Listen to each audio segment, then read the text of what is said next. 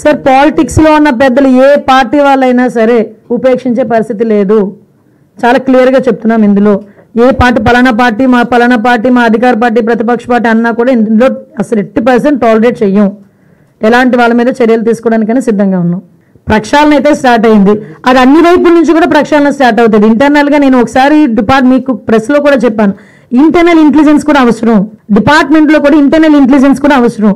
అందరూ ఒకలా ఉండాలని రూల్ ఏం లేదు కదా. సో ఇంటర్నల్ ఇంటెలిజెన్స్ కూడా మేము పెట్టుకుంటాం.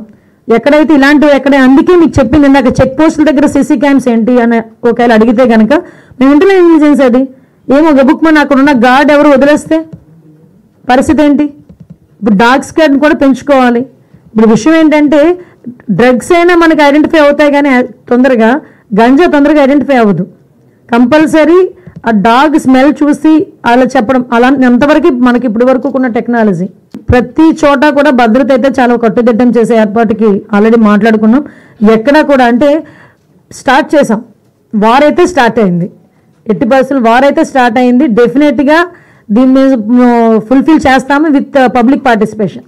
అదైతే మేము పబ్లిక్ని కూడా మేము అడుగుతున్నాం, దయచేసి మీరు కూడా మాతో పాటు పార్టిసిపేట్ రండి, మీరు కూడా మోటివేట్ అవ్వండి, మోటివేట్ చేయండి. ఎందుకంటే అందరం కలిస్తేనే కానీ చేయలేం.